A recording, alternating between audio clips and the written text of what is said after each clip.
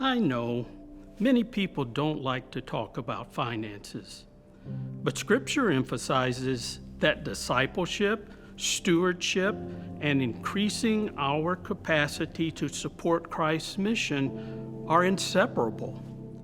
Doctrine and Covenants 153:9 states that the truths of the gospel will be proclaimed as widely and as far as the dedication of the saints, especially through the exercise of their temporal stewardship, will allow.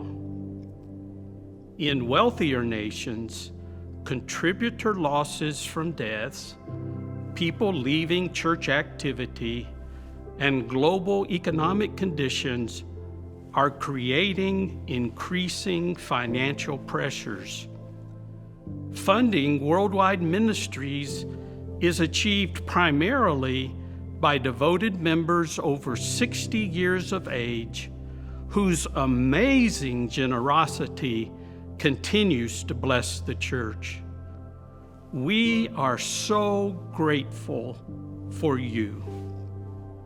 However, contributor number trends, rapidly rising expenses due to inflation, COVID-19 economic impacts, and disruptive geopolitical conflicts combine to put even more stress on church finances. Based on current projections, a major worldwide ministries budget reduction will be necessary after the 2023 World Conference unless something significant happens. With that said, we are making progress in important elements of church finances. In June, the presiding bishopric announced an agreement to sell a sizable portion of church investment property in the Little Blue Valley in eastern Jackson County, Missouri, at an amount above book value. This is a blessing. The sale of parcels of land will occur over the next 10 years. These properties are held as a major portion of World Church Endowment investments. The sale converts these assets to market investments that will benefit endowments by producing earnings to help support the worldwide ministries budget beginning in 2024. Progress also is being made on the Bridge of Hope retirement responsibility. As of June 30th, 2022, we've raised more than $103 million toward the $120 million goal. That leaves $16.1 million to raise by the January 2024 deadline. Our Bridge of Hope progress shows what we can do when we pull together. We are grateful for the individuals, congregations, and mission centers that have contributed, and those working to meet field targets. Each field committed to an amount to help reach our goal. The agreement is that each field will either raise the funds to meet their target or ask the presiding bishopric to borrow the remaining balance needed from investment accounts of church jurisdictions in that field. Minimum balance requirements ensure sufficient funds are held in those accounts. Based on progress, the bishopric lowered minimum balance requirements again in June 2022. When a field meets its target, minimum balance requirements on investment accounts in that field are ended. Meeting the Bridge of Hope retirement responsibility goal will be a cause for celebration. Then we will focus on the next Bridge of Hope priority, increasing endowments. Growing endowments will generate more sustainable income for worldwide ministries. How we pay for worldwide ministries is part of our metamorphosis.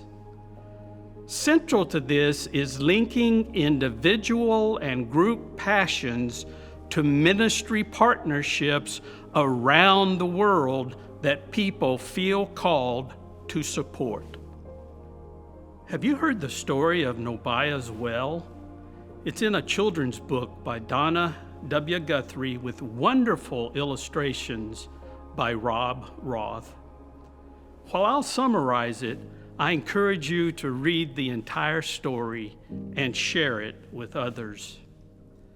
Nobaya's mother, who daily walked a long way to get water, becomes ill. As a result, Nobaya, a child, must get water from the distant well. After waiting in line, he filled his water pot, placed it on his head, and began walking home. Along the way, he met animals who were very thirsty: a hedgehog, a hyena with young cubs, and a small ant bear. Each asked for and received water from Nobaya. When the ant bear finished, it said, "Thank you, my friend. Your heart is as big and deep as the well that gives this water." When Nobaya arrived home, he gave water to his thirsty mother and sisters.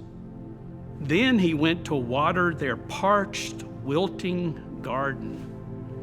Just a drop came out of his pot. His mother questioned him.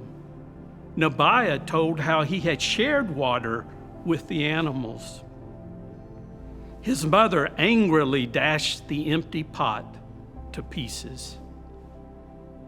During the night, as he listened to his mother sobbing, Nobaya was visited by the hedgehog and the hyenas who wanted more water.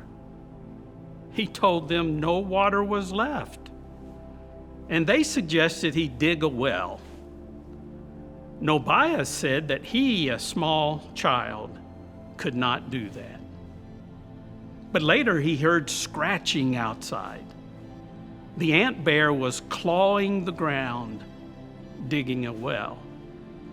Nobaya told him that a little ant bear could not dig a well. And the ant bear invited Nobaya to help. Then the other animals helped too. As they dug, Nobaya asked how deep they should dig. The ant bear said, "As deep as your heart and as wide as your thirst." Nobaya fell asleep, but the animals worked through the night. By morning, a new deep well began filling with water, and a new water pot sat next to it. After that, Nobaya's mother and the people from his village had water nearby, and the dry land began to turn green. How big is your heart? And how deep is your well? How big and how deep could it be? Doctrine and Covenants 165 2F affirms that sharing for the common good is the spirit of Zion. What worldwide ministries do you feel called to support for the common good?